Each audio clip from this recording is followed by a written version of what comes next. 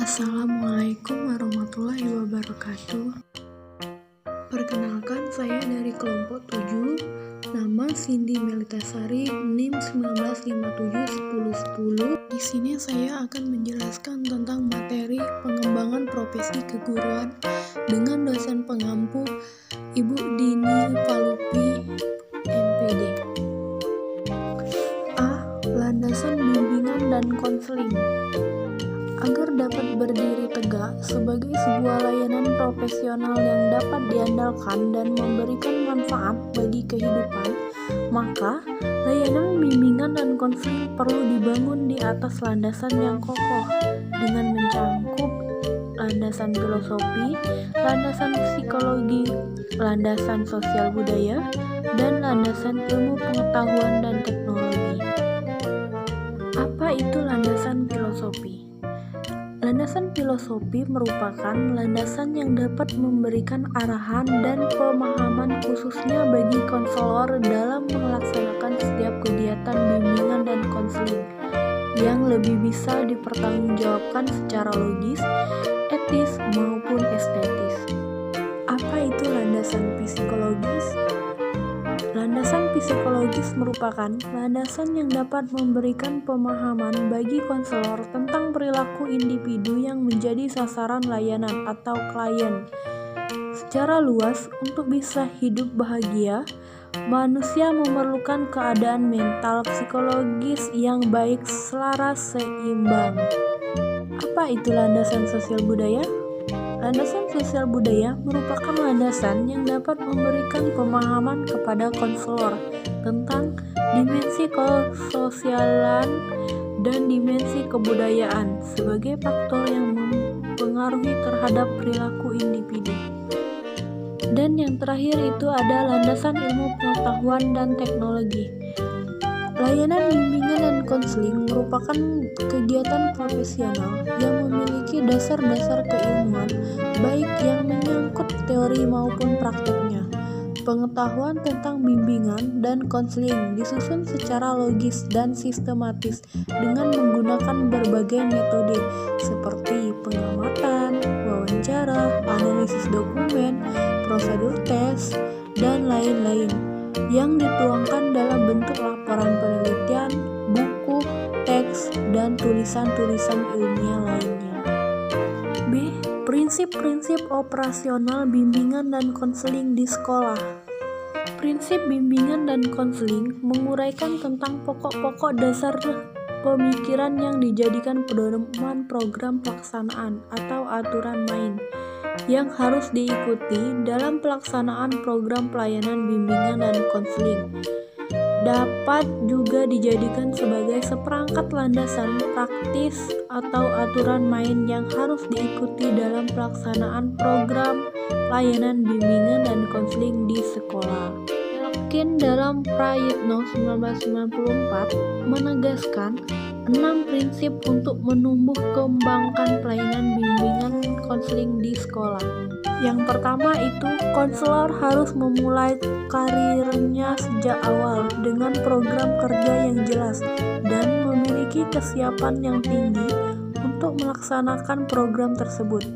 Konselor juga memberikan kesempatan kepada seluruh personal sekolah dan siswa untuk mengetahui program-program yang hendak dijalankan itu.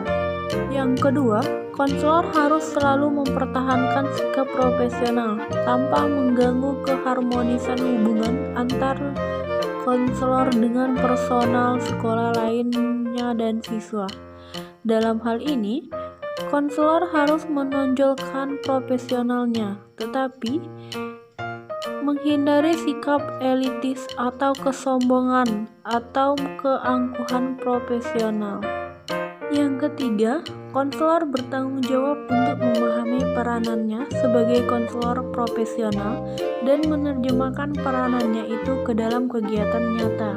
Keempat, konselor harus juga mampu dengan sebaik-baiknya menjelaskan kepada orang-orang dengan siapa akan bekerja sama tentang tujuan yang hendak dicapai oleh konselor serta tanggung jawab yang terpikul di pundak konselor. Yang kelima, Konselor harus memahami dan mengembangkan kompetensi untuk membantu siswa-siswa yang mengalami masalah dengan kadar yang cukup parah dan siswa-siswa yang menderita gangguan emosional, khususnya melalui penerapan program-program kelompok, kegiatan pengajaran di sekolah, dan kegiatan di luar sekolah, serta bentuk-bentuk kegiatan lainnya. Dan yang terakhir, konselor harus mampu bekerja sama secara efektif dengan kepala sekolah, memberikan perhatian dan peka terhadap kebutuhan, harapan, dan kecemasan-kecemasannya. C. Asas-asas bimbingan dan konseling. 1. Asas kerahasiaan. 2. Asas kesukarelaan. 3. Asas keterbukaan. 4. Asas kegiatan. 5. Asas kemandirian. 6. Asas kekinian. 7. Asas kedinamisan. 8. Asas keterpaduan. 9. Asas kenormatifan. 10. Asas keahlian. 11. Asas ahli tangan kasus. 12. Asas tuturi handayani. D. Orientasi layanan bimbingan dan konseling. Prayitno dan Amti dalam bukunya Dasar-Dasar Bimbingan dan Konseling 2004, orientasi bimbingan dan konseling itu ada 3, yaitu orientasi perseorangan, orientasi perkembangan, dan orientasi permasalahan. E. Kode etik bimbingan dan konseling. Berdasarkan keputusan pengurus besar Asosiasi Bimbingan dan Konseling Indonesia atau disingkat PBABKI nomor 010 tahun 2006 tentang penetapan kode etik profesi bimbingan dan konseling, maka sebagian dari kode etik itu adalah sebagai berikut. 1. Kualifikasi konselor dalam nilai, sikap, keterampilan, pengetahuan, dan wawasan. 2. Penyimpanan dan penggunaan informasi. 3. Hubungan dengan pemberian pada pelayanan. 4. Hubungan dengan klien. 5. Konsultasi dengan rekan sejawat. 6. Alih tangan kasus. Nah, mungkin itu saja penjelasan dari saya. Terima kasih yang sudah mendengarkan. Saya akhiri. Wabillahi taufiq hidayah. Wassalamualaikum.